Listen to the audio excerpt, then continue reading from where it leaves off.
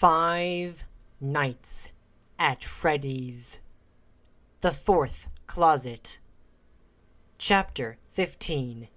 Steps echoed endlessly in the dark, pacing back and forth across the enclosed space.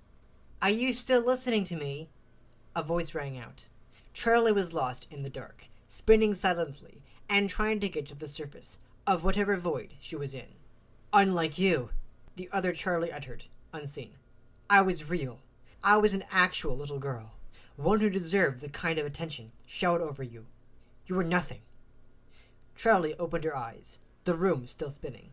She tried to breathe, but all her breaths stopped short of going in or out. There was a doll laying on the floor a few feet in front of her. She reached for it convulsively, like gasping for air. "Do you want to know where my hate comes from?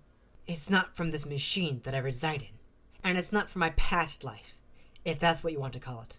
Charlie clawed at the floor with her fingers, unable to move the rest of her body. She gripped the doll with her fingertips and pulled it closer. "I hate because, even now, I'm still not enough," Elizabeth whispered. She held out her sleek metallic fingers in front of her face. "Even after this, embodying the one thing Father did love, I'm not enough. Because he can't duplicate this. He can't make himself like me." Her voice began to grow angry again. "He can't duplicate what happened to me. Or maybe he's too scared to try it on himself. I broke free of my prison. I emerged from the flames and the wreckage of Henry's last great failure. And I went to my father. I gave myself to him, to study, to use, to learn the secrets of my creation. And still, it is you he wants." Charlie clambered up onto her hands and knees and dragged herself toward the hallway. Elizabeth didn't seem concerned, taking slow steps behind her, not trying to catch her, only to keep her in sight. "You, maybe he can recreate. Henry somehow got a piece of himself into you. And that's something we haven't seen before. That's unique." Charlie kept crawling steadily. She was beginning to feel stronger, but she kept her movements slow and clumsy, getting as much distance as she could between herself and Elizabeth. Charlie looked up and down the hall, searching for something, anything, that might give her an advantage. The door to the next room was open, and she could see a desk. Sitting on it was a round stone paperweight. Without picking up her pace, Charlie crawled across the room, dragging her legs as if they pained her, while Elizabeth's slow, patient steps followed a pace behind. "Can you get the green for me?" a voice called. Carlton blinked. He was sitting upright, but felt only half present, as if he had been daydreaming. "The green," the tiny voice repeated. "Please." Carlton cast his eyes around for something green. The floor was black and white, and they were sitting somewhere a little dark. A little boy was hunched over a piece of paper, drawing. Carlton looked up. "We're under a table. Under the table at Freddy's." There were drawings scattered in front of him on the floor, and a box of crayons spilled out across the tiles. Carlton spotted a green crayon that had rolled up against the wall, and he grabbed it and handed it to the little boy, who took it without looking up. "Michael," Carlton said, recognition dawning. Michael continued to draw. "Where?" Carlton looked around, but what he saw didn't make sense to him. The pizzeria was brightly lit, yet Carlton couldn't see more than 5 feet away, as though there was a blurry cloud masking everything beyond. He ducked his head out cautiously from under the table, but the bright lights hurt his eyes, and he shielded them with his hand, crawling back under. Michael had not moved. He was drawing steadily, his brow furrowed in concentration. Carlton studied the pictures on the ground with a vague sense that something was wrong.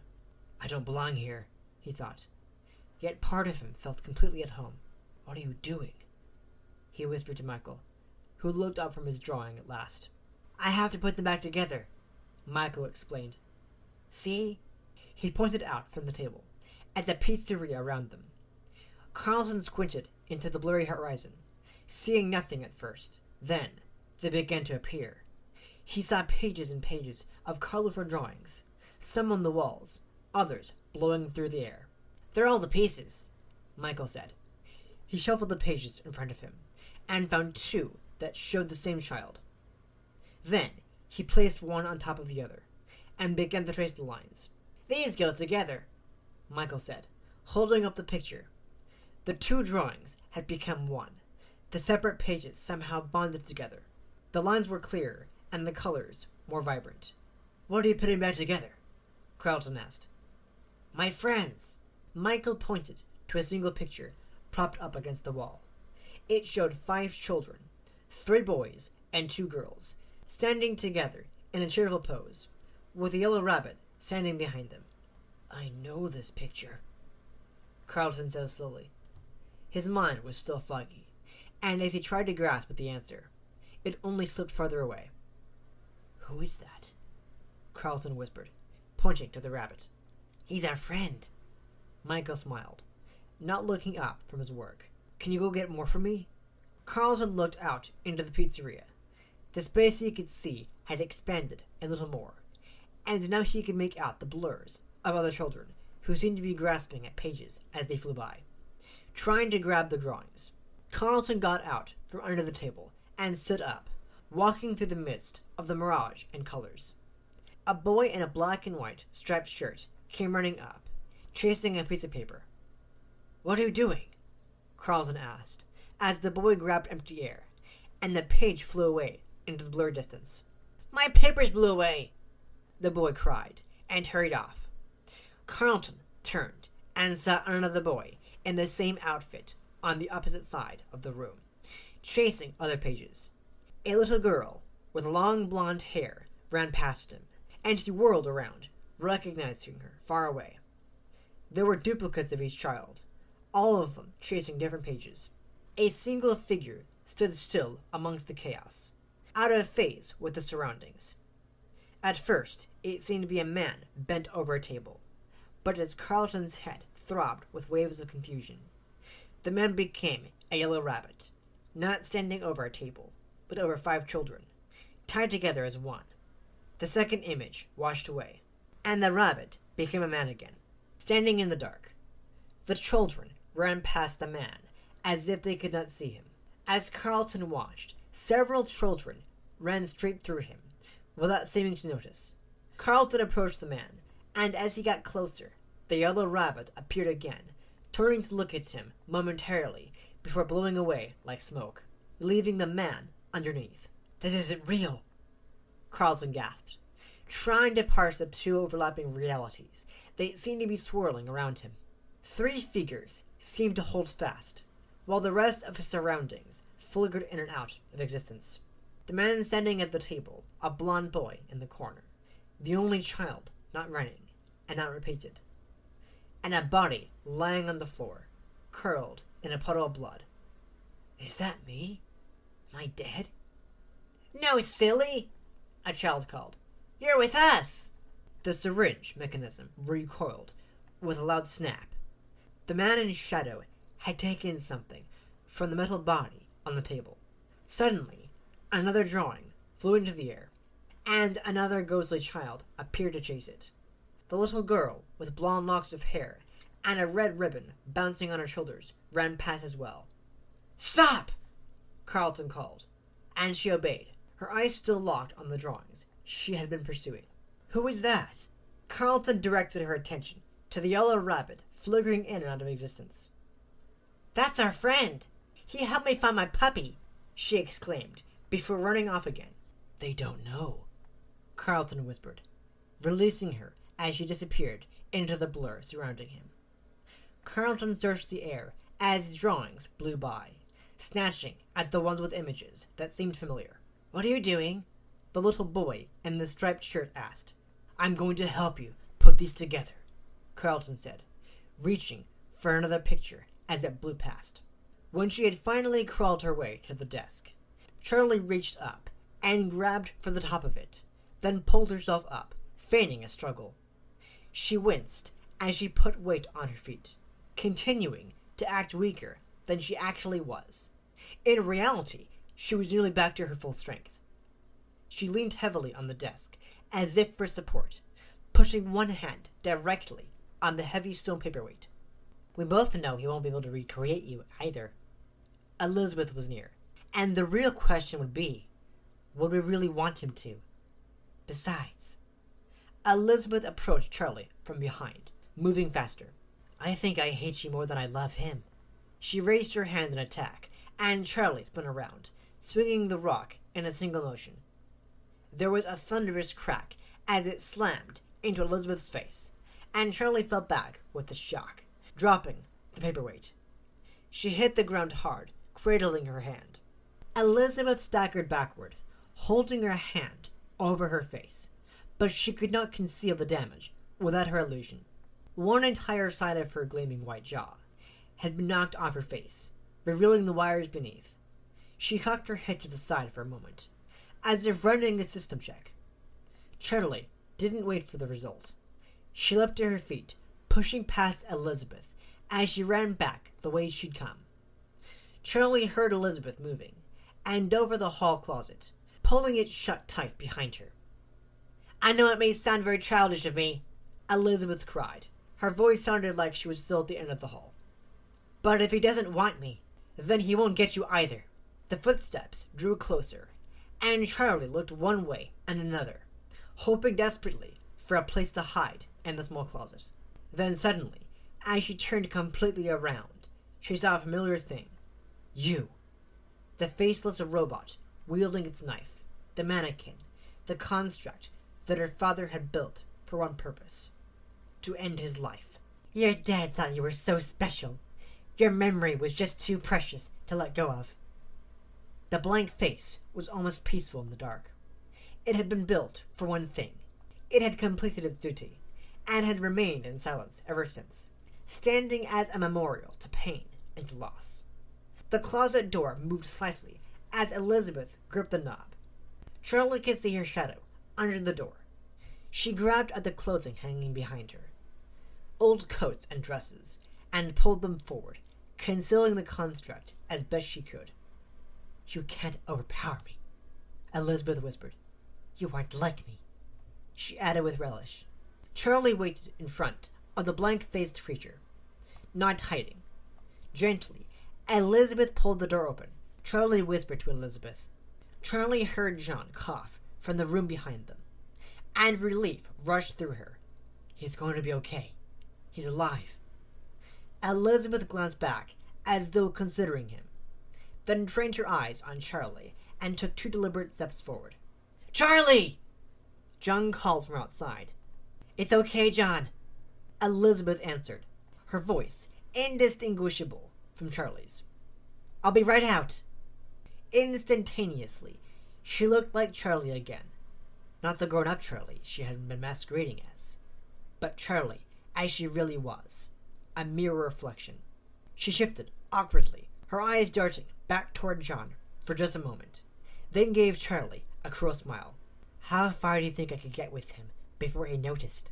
She whispered. You're right, Elizabeth, Charlie said. Elizabeth's smile faded.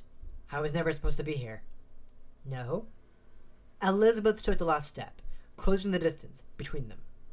She gripped Charlie by the neck, pressing up against her. Neither of us were. Charlie gripped the rag doll close to her chest. Elizabeth frowned in confusion, then peered over Charlie's shoulder, seeing the robot standing directly behind her. Charlie flinched her other hand, which was behind her back, doing something unseen with a quick motion. A metal pulley screamed. Charlie closed her eyes, hugging the doll, and when the knife went through them, it did not hurt. Elizabeth gasped as the blade plunged through her too, sounding almost human. Charlie saw Elizabeth's face, rigid with shock. Then it was gone, replaced by the smooth metal plates of her robotic form.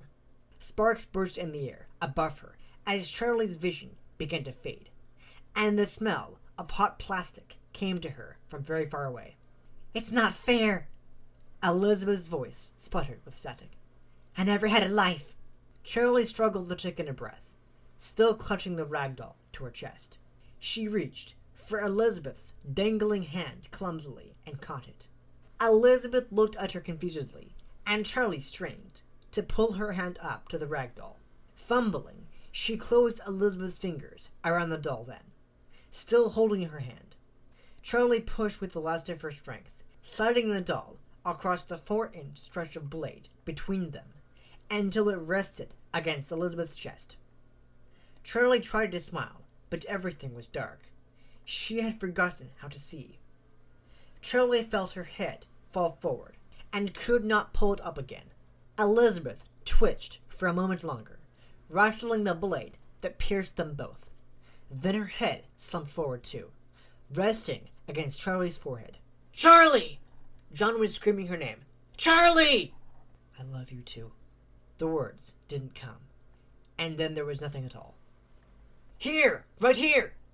Carlton called. The little boy in the striped shirt held a line 2 more pictures, and Michael traced over them, connecting them into a single drawing.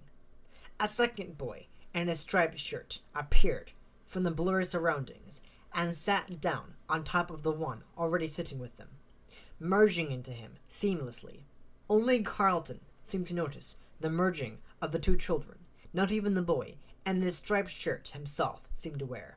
Beside them was the little girl with blonde curls. They had found all her drawings and put them together, and now she looked solid and real, no longer ghostly like the others. She was able to speak in full sentences, her cognitive abilities having steadily grown stronger as her drawings were united. Carlton struggled to find matching images for the others.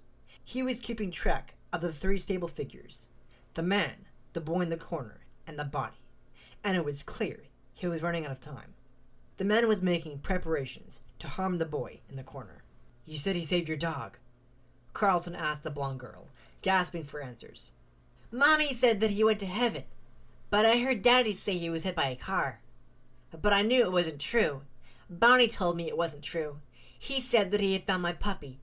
She brushed a lock of hair from her shoulders with her hand. "And did he take you to your puppy?" "He took me, but I don't remember." "But it was him who helped you." Carlton pointed to the yellow bunny in the drawing that showed all 5 kids. "Yes, that's him," she smiled. "My name is Susie," she added. "And that's Cassidy." A girl with long black hair approached, carrying more pictures in her arms. "And you?" Carlton looked briefly at a little boy with freckles. He struggled to speak, and Carlton glanced nervously at the man in the room as he matched 2 more drawings together. "There!" Michael exclaimed proudly.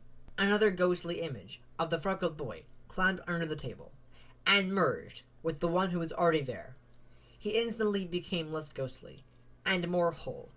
"I'm Fritz," he smiled, suddenly filled with more life. William Afton clenched his fists, studying his own hands for a moment, then looked toward the medical monitors in the corner. "I feel that my time is running short." He looked toward Carlton thoughtfully, but Carlton was still lying on the floor, motionless. "That's unfortunate," he growled. "I hope to learn something. But maybe that's not the problem." He looked toward the metal table. "Maybe we just need some new life in this massive metal."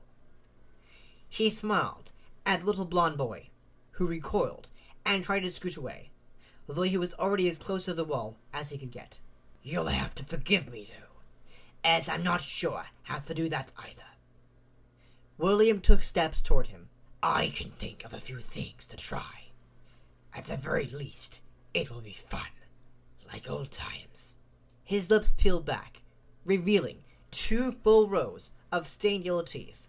The door creaked as it opened, and William's eyes darted toward it, as a tangled metal mess lurched toward him, scraping against the floor. "What are you doing back here?" William asked. The white-painted fox head was turned at an alarming angle, clearly not functioning properly. Its limbs were all turned and pivoted, some of them broken and dragging, all inching the remains of the creature into the room. The fox head's eyes spun wildly, searching the ceiling. William pointed to a corner. "You're no use to me anymore. Get out of the way," he said dismissively, then drew back, surprised. Following the fox was another motorcade of broken parts, their wires reaching for one another like vines, pulling each other along and holding themselves together. Mounted on the back of the entanglement was the white and purple face of a bear. "I'm here!" A voice came from a speaker somewhere within the mess, cracking and popping with static. William made a face, unnerved by the wrecked, commingled creatures. "Get back!" he uttered, giving the Freddy face a kick. The mass of parts slid away without resistance, sounding almost disappointed as they came to a stop a few feet away. "What a waste!" he hissed. He turned his attention to the fox again, apparently the most intact. "Bring that boy to me," he instructed, and the fox turned its eye to the corner. "I have to do something for him," Susie said cheerfully, getting to her feet. "Something for who?" Carlton asked with alarm, and took hold of her arm. "Bonnie," she smiled, gesturing toward the cheerful yellow rabbit, wavering in and out of existence, beside the table. "He asked me to do something for him just now. He wants to bring a new friend for us, and he needs my help."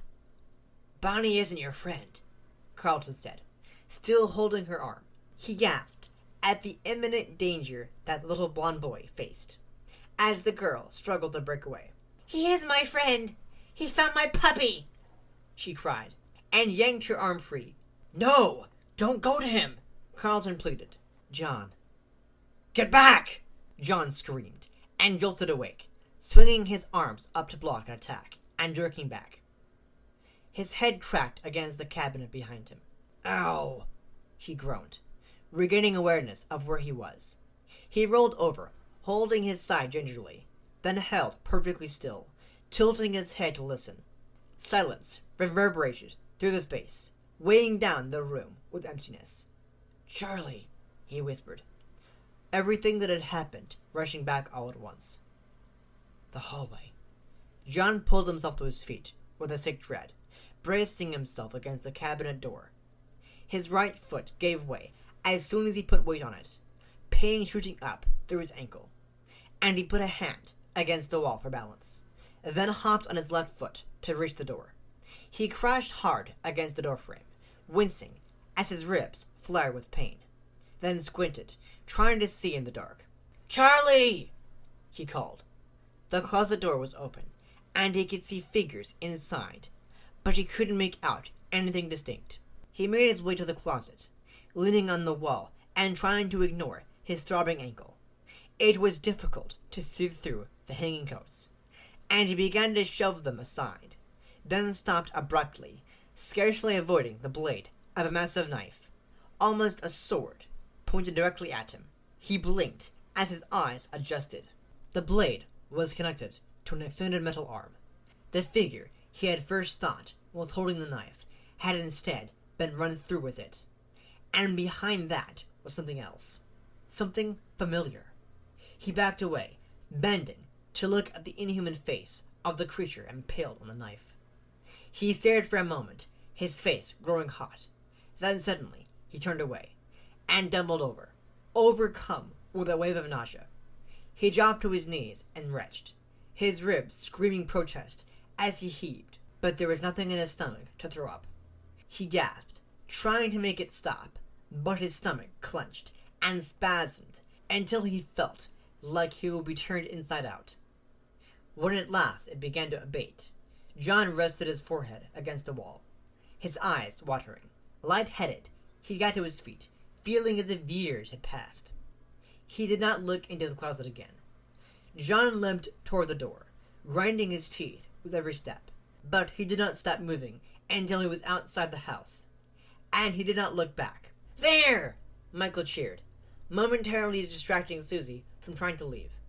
The last phantom of the girl with long black hair came and sat with them. When she had merged with the others like her, she blinked, then looked up and took in a long, calm breath. "We're all together now," Michael said with a smile. The drawings on the ground had disappeared, and 5 real-seeming children sat with Carlton under the table, no longer ghostly images. "The rabbit isn't your friend," Carlton repeated. Susie gave him a puzzled look, and pointed to the only drawing left, the large one that showed all 5 children with a smiling yellow rabbit. "I said, bring him to the table," Williams said angrily. drawing Carlton's attention across the shadows. The painted fox cocked its head to the side, but before William could scold it again, more noises came from the hall. The door opened, pushed like something was bumping against it, and a variety of mechanical things made their way into the room, crawling and clawing their way across the floor in various states of disrepair. There were the climbing babies and the gangly clown that had sat atop a carnival game in the dining room. Others filed in that Carlton did not recognize. Waddling dolls painted with clowns' faces, disjointed circus animals, and other things he could not even name. "Get back!" William hissed at the macabre processional, and brushed a crawler aside with his foot, struggling to keep his balance. The little blond boy had stopped crying. He was staring stunned at the creatures, shrinking away with his hand half blocking his face. "Afraid of them now?" William turned on the boy. "Don't fear them. Fear me!" He snarled with renewed strength, and he clenched his jaw, taking stiff but deliberate steps toward the boy.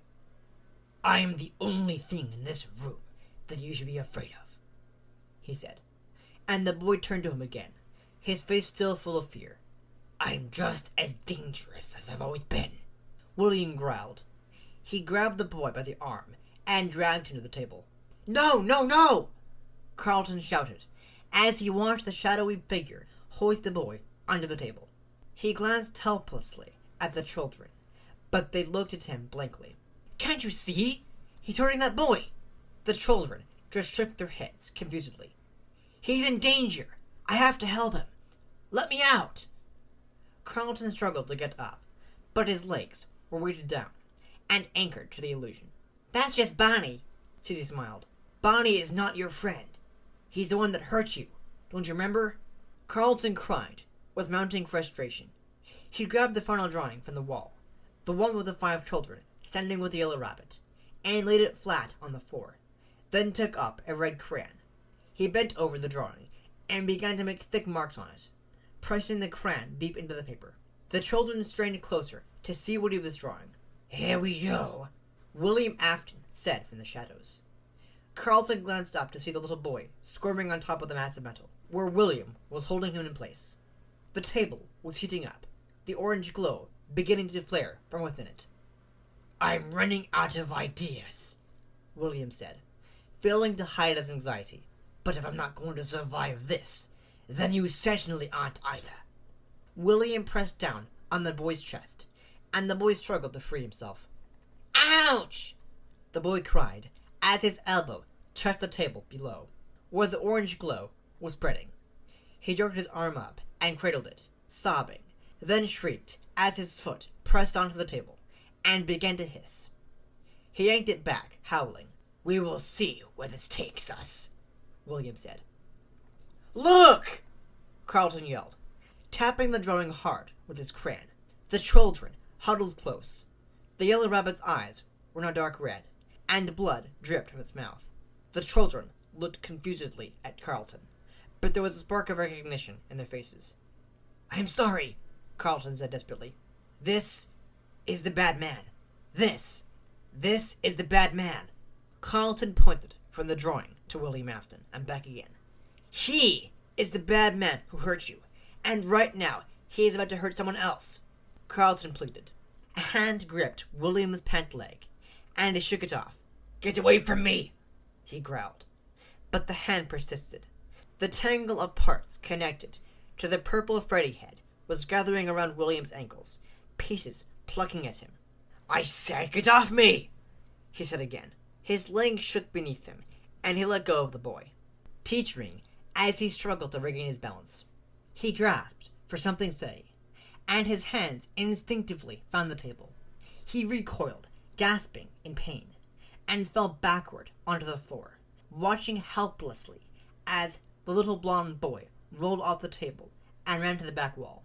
Afton struggled to right himself as the wires and mechanisms scattered about the room all marched towards him to collect into a central mass, crawling up onto his body and threatening to engulf him. He pulled the pieces off and threw them aside to break apart on the concrete floor of the basement.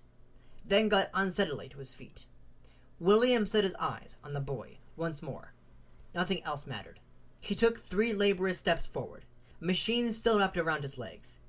The head of the white fox snapped at him from his ankle, where it had wound its limbs around his leg, and the purple bear had sunk its jaw into his calf, and was biting down. One of the crawling babies had climbed up onto William's back, where it thrashed its weight back and forth, setting his frail body swaying. Another crawler held fast to his ankle, chewing at his flesh. Blood dripped onto the floor with each step he took. But William's eyes remained fixed on the terrified boy, his fury only growing. Finally, in a burst of anger, he flung the robotic baby from his back and stomped down on the metal bear's head, breaking his jaw and dislodging its teeth from his leg. At last, William reached the child. The blond boy screamed as William brushed his bony fingers over the boy's face. Then suddenly, William felt something blazing hot wrap around his waist and yank him back. He twisted wildly and saw. The creature from the table was standing, and its 2 melted metal arms were now gripping William from behind, pulling him away from the boy. Its skin contorted and moved like molten metal, its motions jerky and unnatural. Its joints popped and snapped as it moved, as though each movement should have been impossible. "No!" William cried, hearing the crackle of flame as his hospital gown caught fire, pressed against the burning creature. Carlton opened his eyes and took a breath. A real one. He clutched his chest and tried to remain motionless, lifting only his eyes to watch as the amalgamation of metal and cords pulled William Afton backward into the massive furnace. Smoke and fire erupted from the thing with a roar, and then the room was still. The creatures and parts that had been wriggling on the floor stopped at once, and did not move again. Carlton felt the searing pain in his chest surge, and he slipped into darkness. Carlton opened his eyes. Michael was sitting patiently beside him, apparently waiting for him to wake up. "Is he okay now?" Michael gave Carlton an anxious smile. Carlton looked up to see 4 small figures disappearing into a flood of light.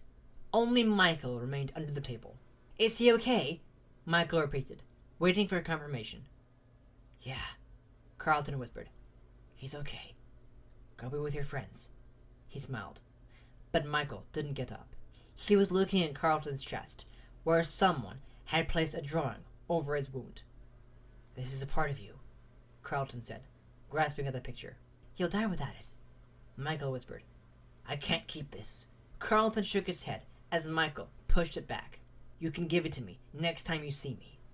Michael smiled, and the drawing began to fade, hovering where Michael had placed it for a last moment before the ghostly image vanished, seeming to sink into Carlton's chest.